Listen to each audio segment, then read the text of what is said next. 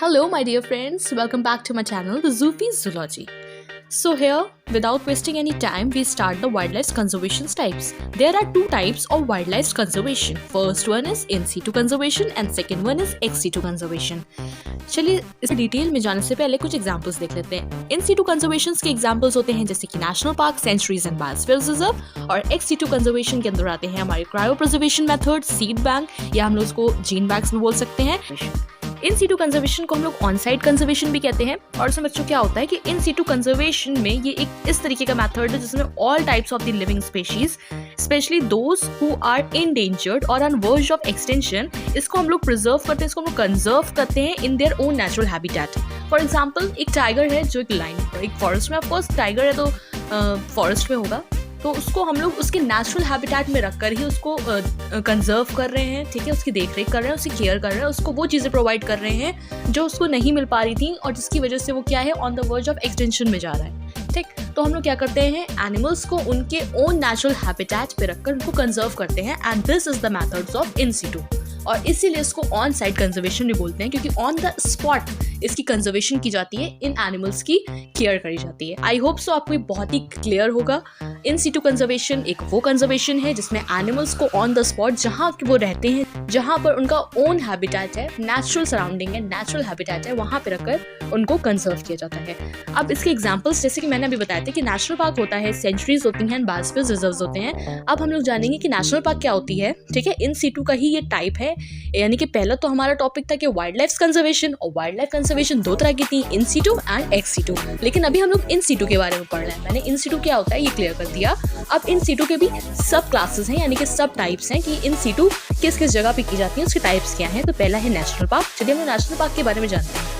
National parks are the areas that are set by the government. National park जो होती है वो declared कर दी जाती है गवर्नमेंट की तरफ से, और गवर्नमेंट के अंडर मॉनिटरिंग है, यानी कि गवर्नमेंट उसको बहुत ही ज़्यादा नजर रखती है कि वहाँ पे किसी भी चीज़ की कमी नहीं है। वो उनको वेल्थ प्रोवाइड करते हैं, वो उनको वो सारी नेसेसरी की चीज़ें प्रोवाइड करते हैं, फंड प्रोवाइड करते हैं, जिससे कि एक नेशनल पार्क जो है उसकी कंजर्वेशन, उसके अंदर जो वाइल्ड लाइफ है प्रेजेंट है, उसकी क्या हो सके, कंजर्वेशन हो सके और उनको इस दुनिया में एक्सटेंड होने से बचाया जा सके।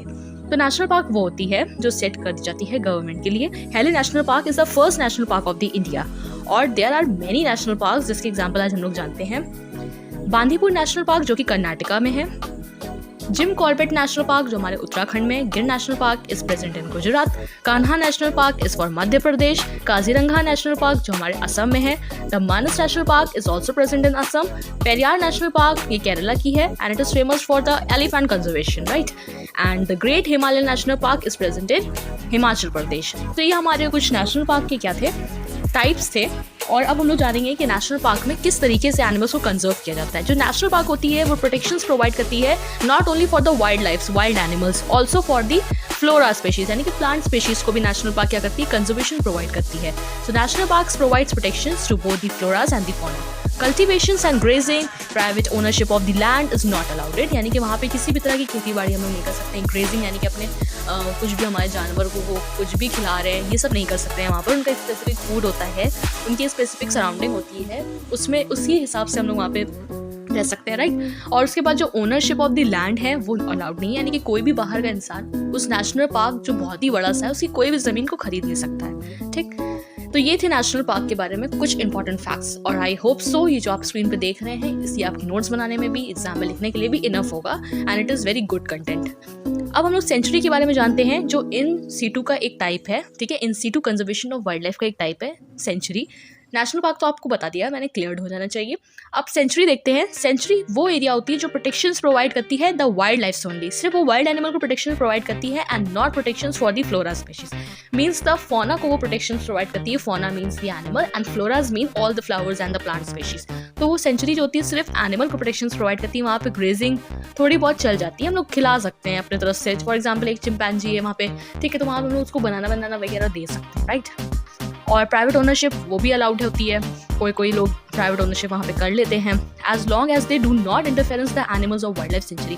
और ये सब चीज़, ये एक इसकी लिमिट होती है। कोई मैन एक्टिविटीज़ जो होती हैं वो तब तक के अच्छी लगती हैं वहाँ पर, या जब तक कि अलाउडेड होती हैं, जब तक कि वो हमारे वाइल्ड लाइफ एनिमल्स को क्या करें, हार्म ना पहुँचाएं। ऑलराइट, तो वहाँ पे सब चीज़ें एक लिमिटेड होती हैं, अनलिमिटेड कुछ नहीं होता है।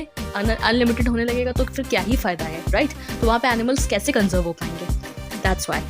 और वाइल्ड लाइफ सेंचुरी सारे तरह के इंडेंजर्ड स्पेशीज़ को प्रोटेक्ट करती है फ्रॉम द ह्यूमन हंटिंग से, जो बहुत ही बड़ा मेन रीज़न है हमारे कुछ वाइल्ड लाइफ की स्पेशीज़ को एक्सटेंड करने का, और प्रेडिएटर्स से भी बचाती है सेंचुरी।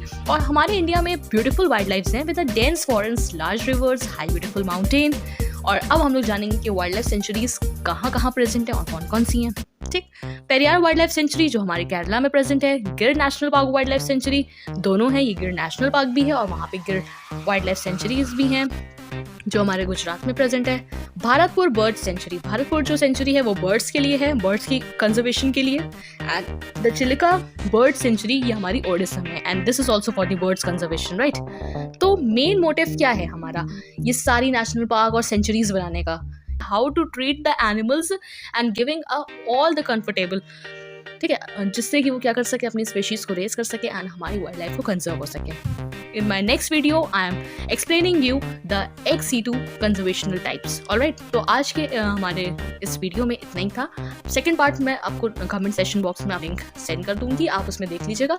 एंड सेकेंड पार्ट में मैं डिस्कस करूंगी XC2 कंजर्वेशन।